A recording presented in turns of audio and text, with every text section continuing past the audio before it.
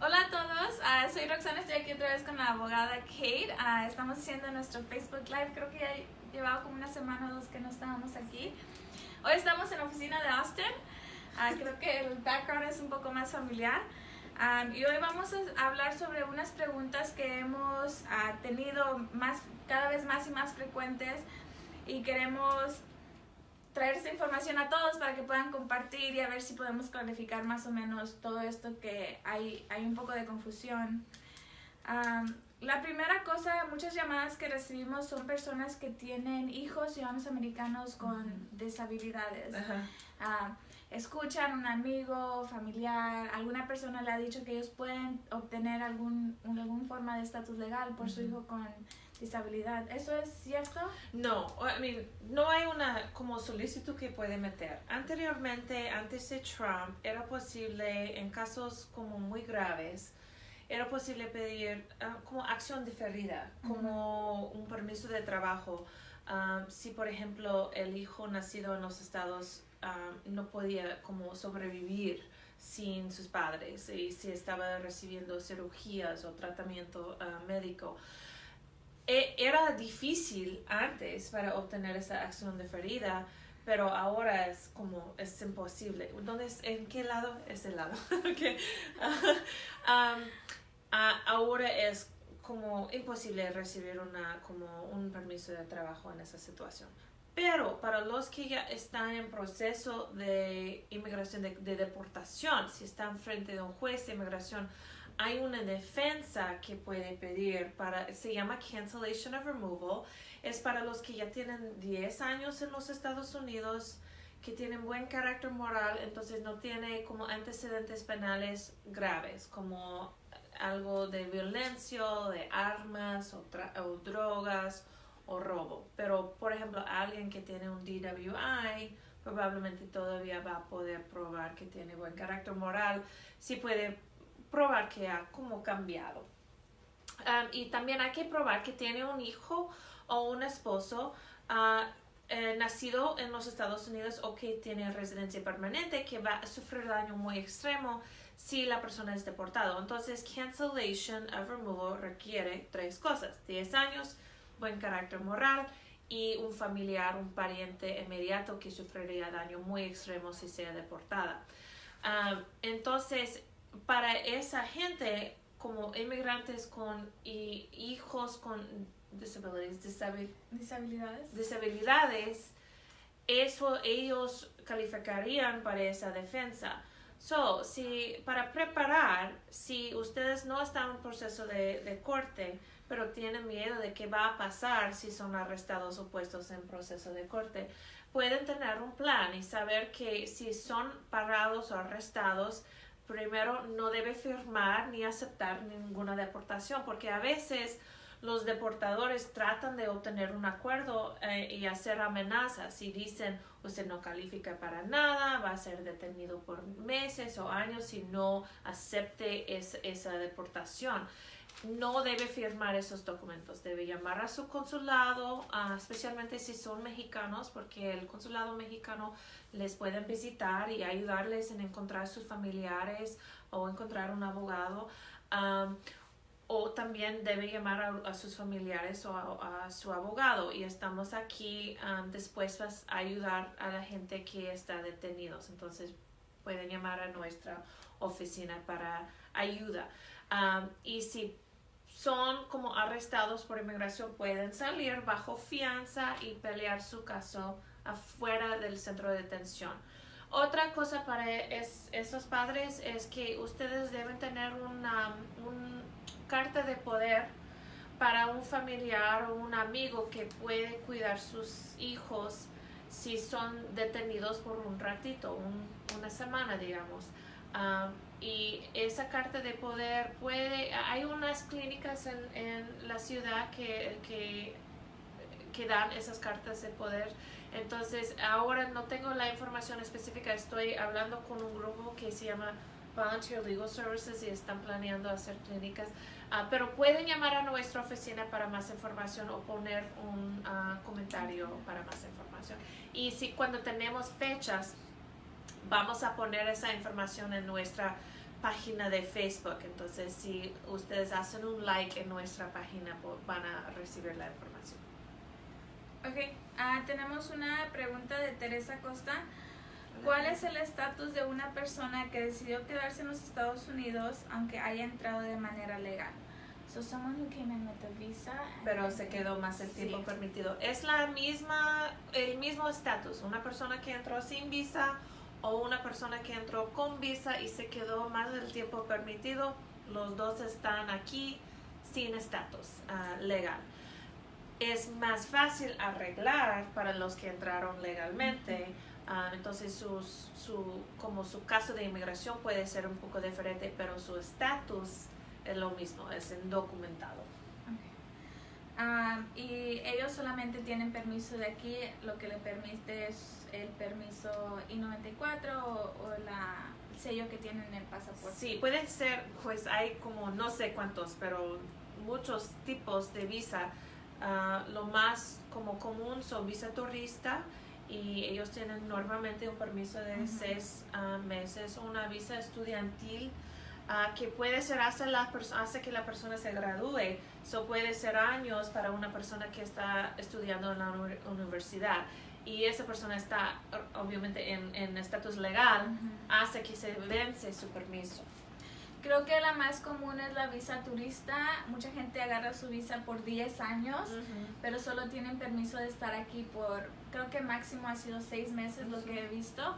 Y la gente cree que hasta que no se expira la visa, ellos pueden estar aquí. No, sí, es cierto. Y solo es el tiempo en el permiso, no en la visa. A veces puede extender un permiso, pero para extender el permiso hay que probar, pues, primero hay que mandar una solicitud a inmigración y tarda meses para la respuesta. No es como puede tener la respuesta. Si aplica para extender el permiso un mes antes de que se vence, no va a tener la respuesta en tiempo. Va a tener que salir. Y hay que tener una razón por quedarse solo un ratito más. No puede decir que, estoy arreglando por mi esposo, quiero extender mi visa. No es, si tiene planes de quedarse aquí mucho tiempo, no van a aprobar la extensión. Tiene que ser algo, por ejemplo, mi tía está recibiendo cirugía y tengo que estar aquí para cuidarla 2 meses más. Y aquí es una carta del médico de mi tía, por ejemplo. Entonces, no es fácil obtener una extensión de un permiso, no es algo normal. Gracias por su pregunta. Sí. La siguiente pregunta que hemos recibido mucho, o alguna confusión, es sobre el castigo permanente. Una de las razones por las cuales muchas personas no han podido arreglar.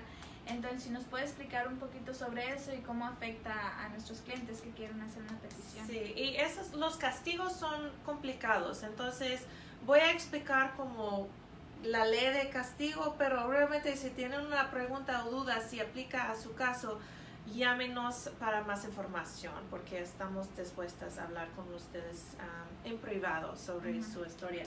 Pero empezando en abril de 97, la ley de esos castigos pues empezó.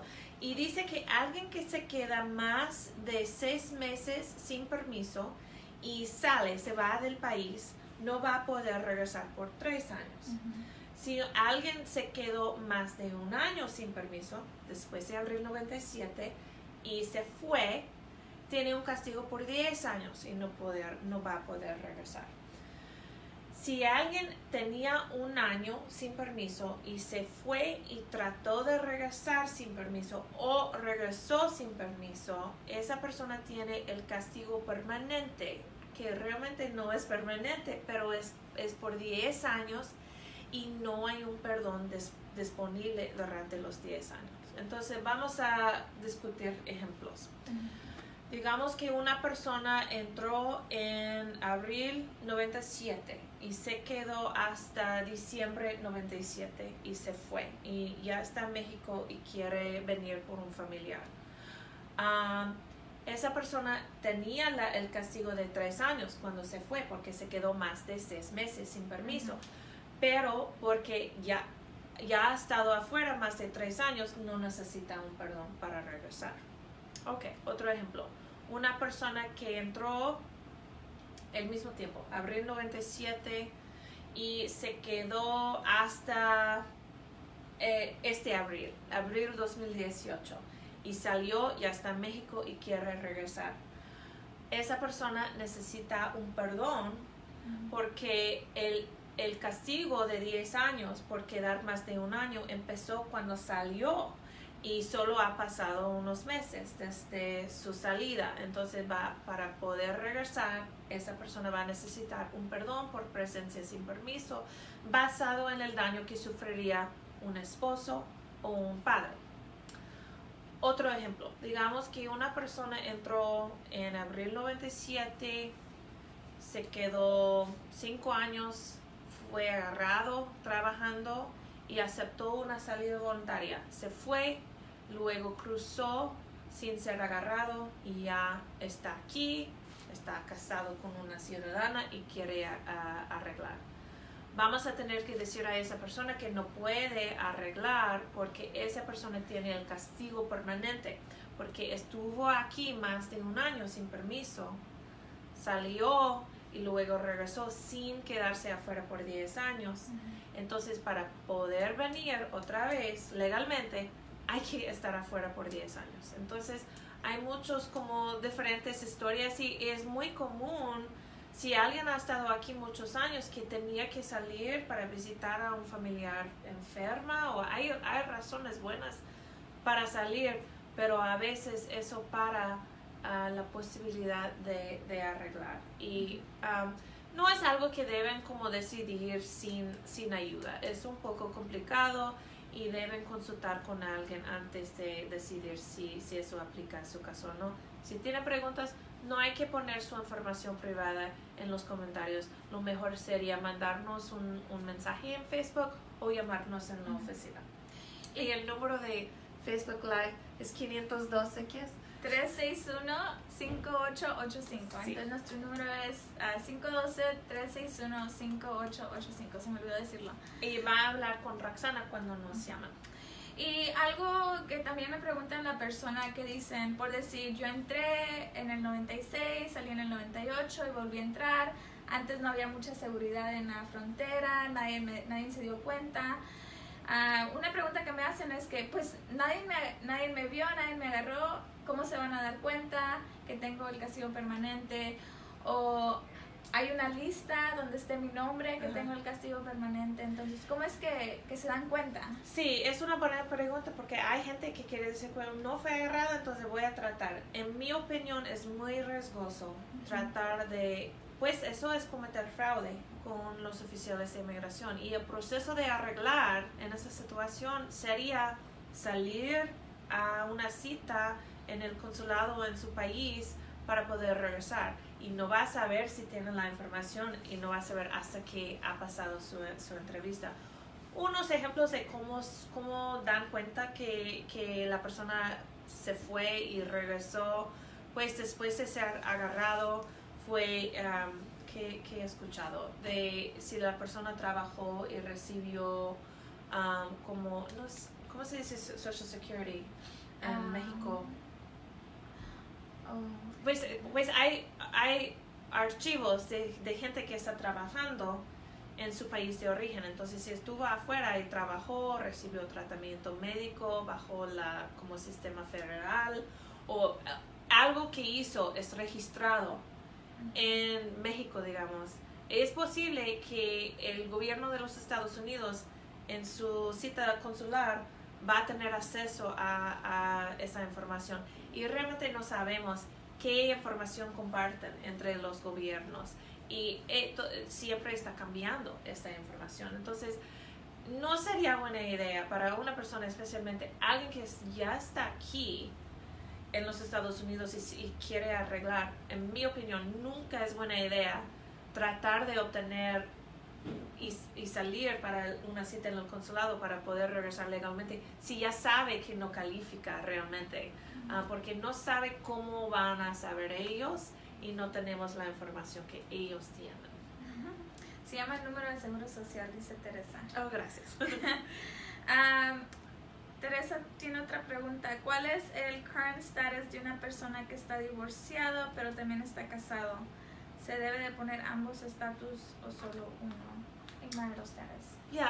Hay que poner married, porque ya antes una persona que ha sido divorciado pero no es casado otra vez es divorciado, pero cuando ya se casó otra vez está casada. Ok, cualquier pregunta sobre el castigo permanente, como dijo la abogada, nos pueden mandar un mensaje o llamar a la oficina al 512-361-5885 y podemos tratar de averiguar. Es muy importante, a veces la gente se frustra conmigo cuando le digo, pero ¿cuáles son las fechas? O no se acuerda bien, o el año, el mes, fue verano, invierno, cualquier cosa, porque es muy importante, especialmente cuando nos estamos acercando a eso de las fechas del... Gente que dice, no sé si fue el 96, 97, 98, y pues no queremos hacer un caso sabiendo que a lo mejor les puede perjudicar a alguien. Sí. Por ejemplo, si alguien entró en... Ok, let me think, déjame ver. Si alguien entró en enero de 97 y se fue en diciembre de 97, pues estuvo aquí un año sin permiso, pero porque la ley empezó en abril, esa persona no estuvo aquí más de 6 meses sin permiso, entonces esa persona no tiene ningún castigo. Por eso el tiempo entre 97 es muy importante tener fechas específicas.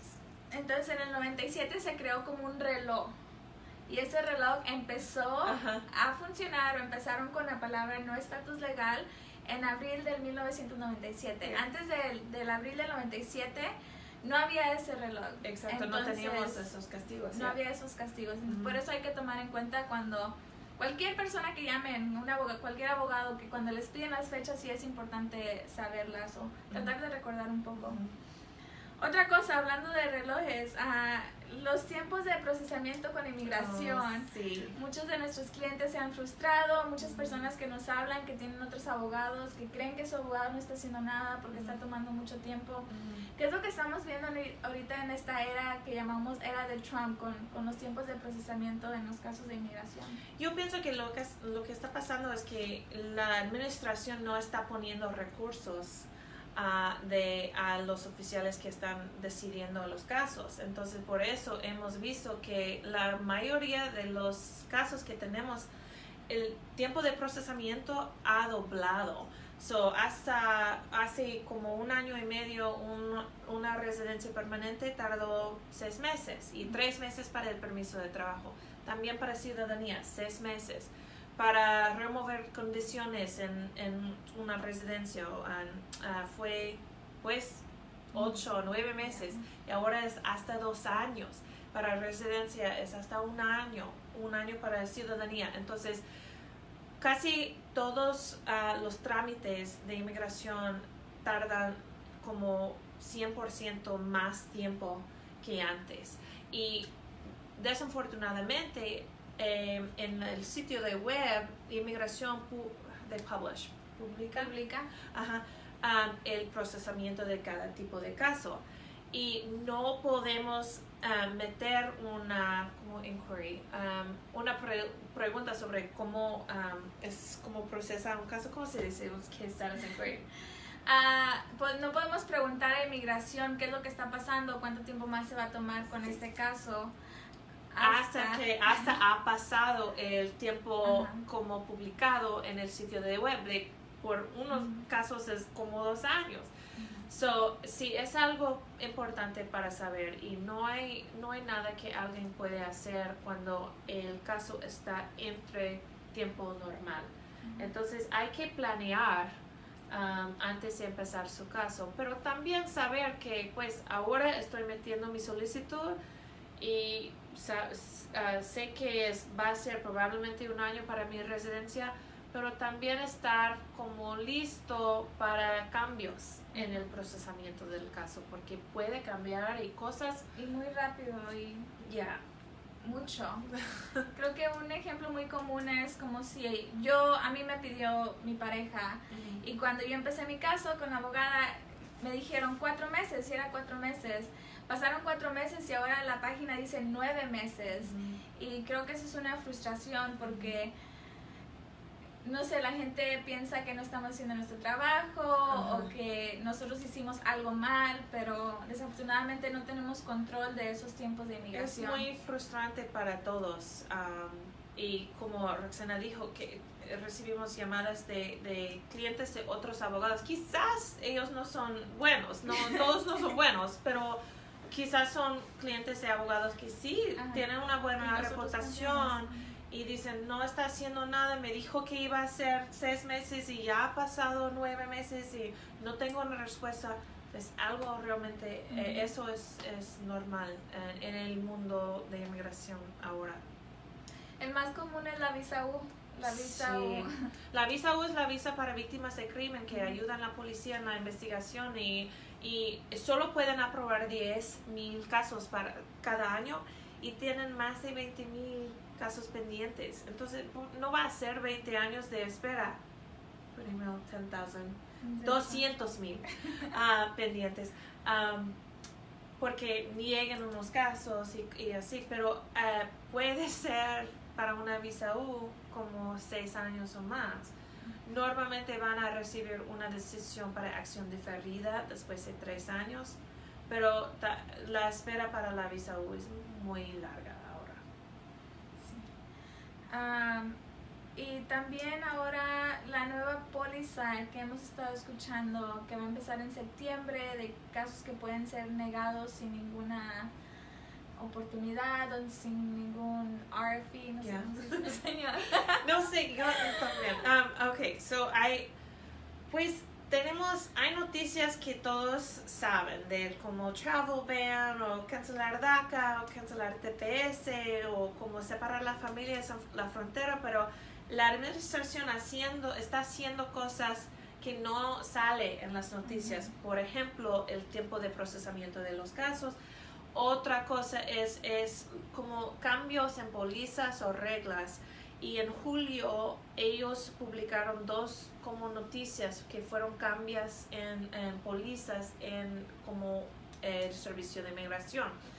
Primero, y estos son muy importantes para ustedes, porque primero dijo que, pues anteriormente cuando alguien metió una solicitud a inmigración y faltó algo, como una acta de nacimiento o una firma en un papel o algo así, ellos mandaron en inglés es un request for evidence, es una forma diciendo que su paquete faltó esa cosa y usted tiene que mandar la respuesta entre 90 días o 30 días. Pues esa noticia dijo que no van a hacer eso en el futuro, que empezando en septiembre ellos solo van a negar un caso que falta algo, aunque es algo mínimo.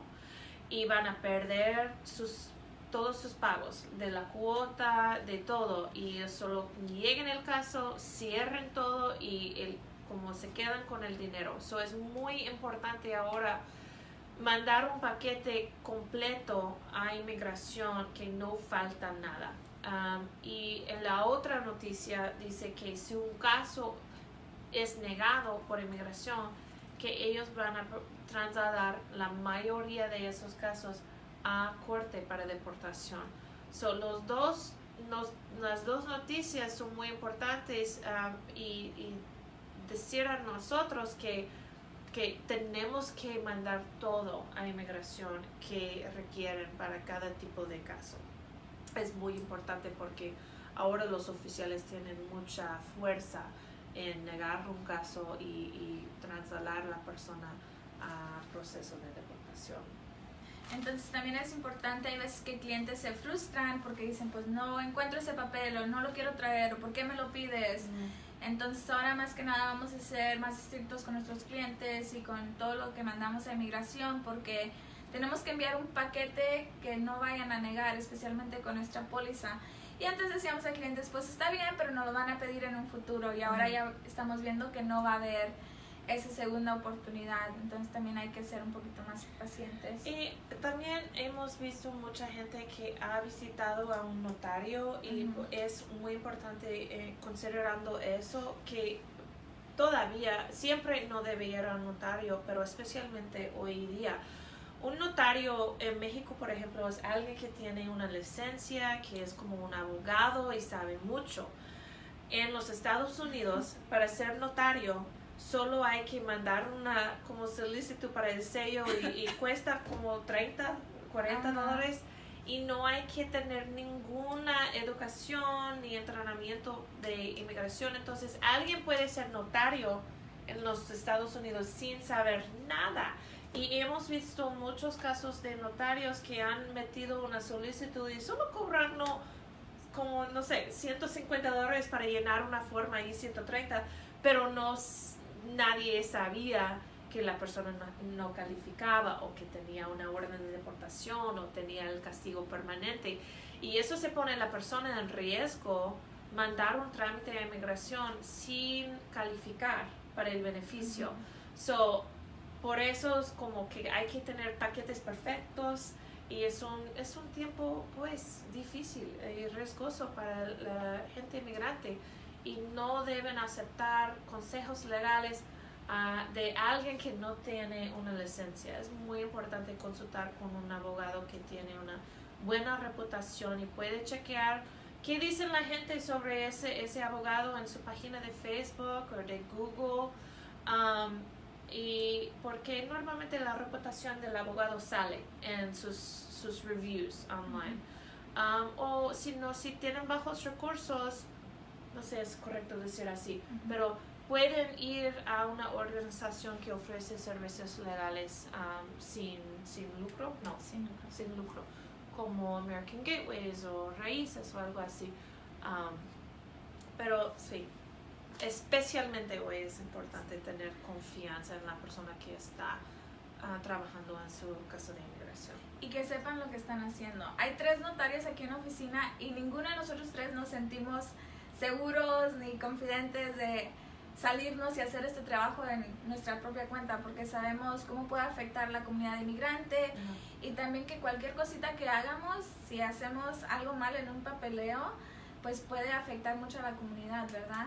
Entonces nosotros, por eso tenemos abogadas y confiamos en ellas. Quizás puede explicar qué hace un notario, qué función tiene un notario aquí en los estados. Pues yo ni siquiera yo solamente firmé un documento, de hecho agarré mi sello aquí en la oficina y nuestra secretaria llenó toda mi información en un papel, me lo entregó, yo lo firmé y ella se fue. Y ella fue lo que hizo todo el proceso, yo ni siquiera sabría decirle cómo hacerlo. Pero es básicamente tenemos que certificar que la persona que me está proveyendo un documento sí es la persona que dice.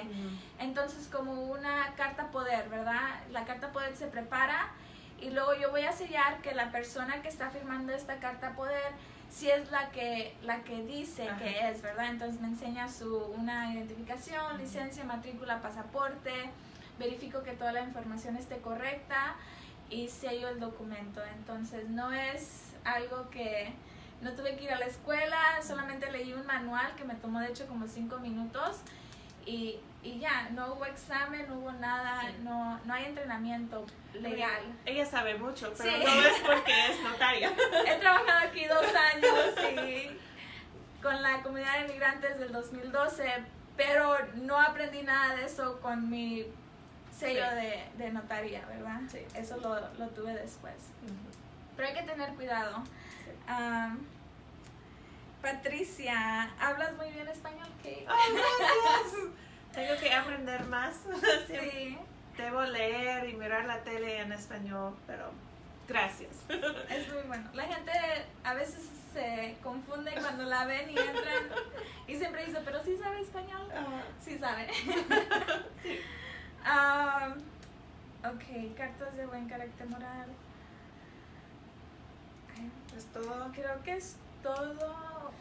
Quiero decir que no deben, como no se desesperen ahora, porque estamos hablando de cosas muy difíciles, un tiempo difícil, pero quiero como darles, como, no sé, es difícil para mí en español, como decir que si califica para un beneficio, debe hacerlo. Si han consultado con alguien con quien tiene confianza y la persona ha dicho que califica, ahora es un buen tiempo para obtener estatus legal. O si tiene residencia, es un buen tiempo para ser ciudadano para poder votar o sentirse más seguro. Entonces no estamos diciendo que nadie debe como presentarse a inmigración. Si califica para algo, es buen tiempo para hacerlo, para poder estar aquí legalmente. Pero hay que tener cuidado como con la información que da inmigración. Sí. Y también de ir con un abogado confiable. Les aseguro que si van a 5 abogados y 4 le dicen que no, a lo mejor va a haber uno que le diga que sí. Y hay que tener mucho cuidado porque hay muchas personas allá que solamente van a querer su dinero. Sí. Lo que me gusta decir a la gente es que nosotros somos un negocio y si no tenemos clientes, no nos pagan, ¿verdad? Nos vamos en quiebra. Entonces, si no los traemos a nuestro negocio, tiene que haber una razón buena, ¿verdad? Porque pues al final del día ustedes nos van a pagar y nosotros vamos a tener trabajo. Entonces hay que tomar eso en cuenta cuando hay abogados que dicen que no les pueden ayudar. Sí. Que pues si pudiéramos tomamos su dinero, ¿verdad? Para continuar este negocio, pero tampoco no queremos ser un negocio que solamente quita el dinero a gente y al último les daña más de lo que les vayan a ayudar. Sí. Entonces tomen eso en cuenta. Otra pregunta. Teresa dice, ¿ustedes se encargan de la traducción de todas las evidencias de documentos mexicanos en inglés?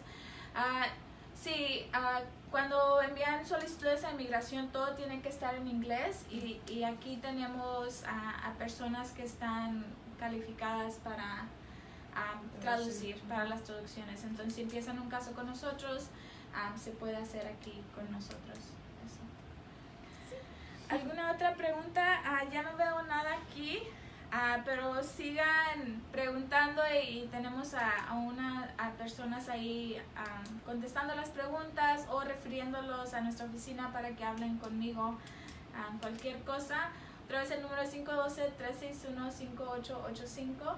Estamos ahora en Waco también. Entonces si tienen familiares o amigos pueden referir o compartir este video. Sí.